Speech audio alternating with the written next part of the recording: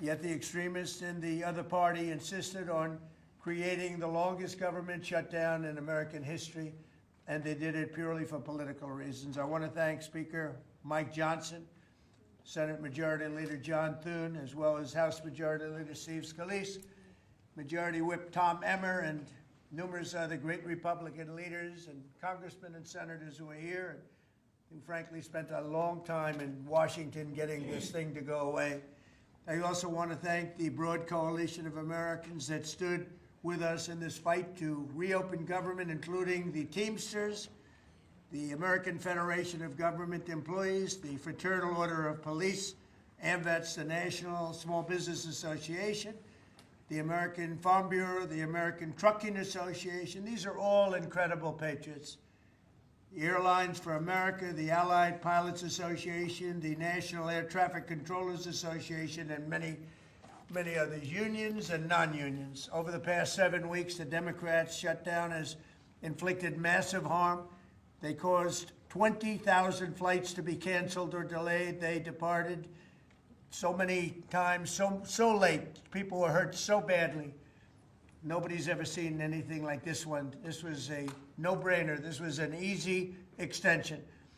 But they didn't want to do it the easy way. They had to do it the hard way. And they look very bad, the Democrats do. They deprived more than 1 million government workers from their paychecks and cut off food stamp benefits for millions and millions more Americans in need. They caused tens of thousands of federal contractors and small businesses to go unpaid, and the total effect of the damage their antics caused will take weeks and probably months to really calculate accurately, including the serious harm that they did to our economy and to people and to families. So I just want to tell the American people, you should not forget this. When we come up to midterms and other things, don't forget what they've done to our country. I also want to call for a termination to the filibuster so that this can never happen again. If we had the filibuster terminated, this would never happen again. And don't forget, we have another date coming up in the not-too-distant future. We can never let this happen again, and we should be able to pass great, really great legislation. So I say terminate the filibuster because, by the way, the Democrats will do it immediately if they ever assumed office, which hopefully they won't. Today we had the highest stock market price ever in all of the different markets. We set a record.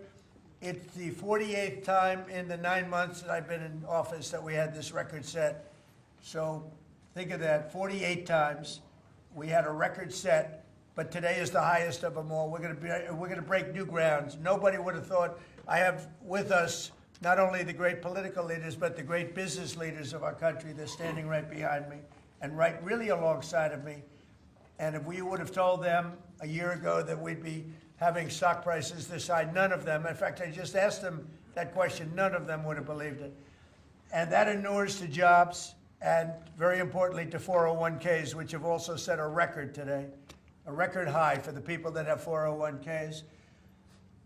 And also I want to thank Walmart because they came up with a fantastic study. It was the cost of Thanksgiving coming up and the cost of Thanksgiving from a year ago under Sleepy Joe Biden. And we're 25% lower this year than we were a year ago. And it's a very inclusive report. So I want to thank Walmart. They've done it for many years, but we believe in that, and we believe in that company.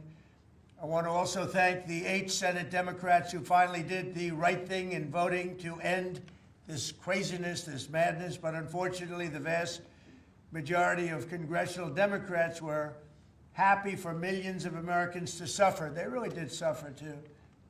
And the Democrats admitted, they said, well, no, we finally have a point. Even though people have to suffer, we finally have a point, and that didn't work out too well for them. But they really went out and they could appease the fringe benefits of their far-left base, but that didn't work out because now their far-left base is angrier than ever before. We actually elected a mayor of New York City who happens to be a communist. When was that going to happen? Remember I said all the time during my campaign, we will never be a socialist country, and that's right. We turned out to have a communist in New York City. And if you look at his views, those are the views of a communist, not a socialist. So this is no way to run a country. I hope we can all agree that the government should never be shut down again. End the filibuster, terminate the filibuster. It'll never happen again. So with my signature, the federal government will now resume normal operations, and my administration and our partners in Congress will continue our work to lower the cost of living, restore public safety, grow our economy, and make America affordable again for all Americans. Again, costs are way down. Energy is way down. Gasoline is at $2.50 a gallon versus $4.70 for the Democrats. And we think we're going to hit pretty close to $2 a gallon. That's like a really massive tax cut. It's the equivalent of that. And speaking of tax cuts, our great, big, beautiful bill is giving everybody in our economy, middle income workers, low income, everybody, the biggest tax cut in the history of our country. And it's no tax on tips, no tax on Social Security, and very importantly, no tax on overtime. You work overtime, there's no tax.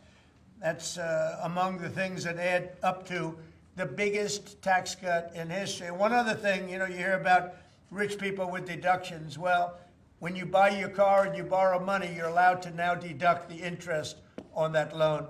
So you can take that interest deduction, and what you can take is that interest payment and deduct it for income tax purposes. That's a tremendous tax cut right there. But it all includes fixing the healthcare system that Democrats broke with the disaster known as Obamacare. Obamacare was a disaster from day one. It's done nothing but go up. And if you remember President Barack Hussein Obama, when he came up with this crazy idea, he said everything's going to be great. Rates are going to go down. Payments are going to go down. Everything's going to go down. It went the exact opposite, with the biggest increase of healthcare in any country. It's a disaster.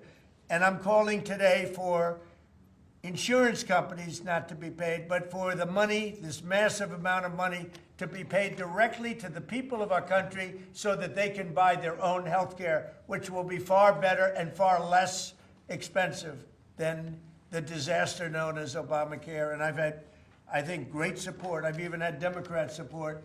So we want the money that would be going to the insurance company, which is hundreds of billions of dollars. Their stock prices have gone up by 1,000% in many cases, 1,000% over a short period of time, because our country stupidly pays them so much money with this Obamacare scandal. So I want the money to go directly to you, the people.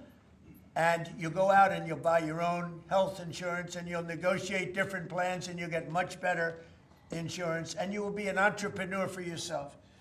So I'm always willing to work with anyone, including the other party. We'll work on something having to do with health care. We can do a lot better. We can do great. So much money is involved, and we're willing to pay so much money to the people. So we're going to pay a lot of money to the people. They're going to go out and buy their own health care, and we're going to forget this Obamacare madness. So with all of that, I just want to tell you the country has never been in better shape. We went through this short-term disaster with the Democrats because they thought it would be good politically. And it's an honor now to sign this incredible bill and get our country working again. Thank you very much.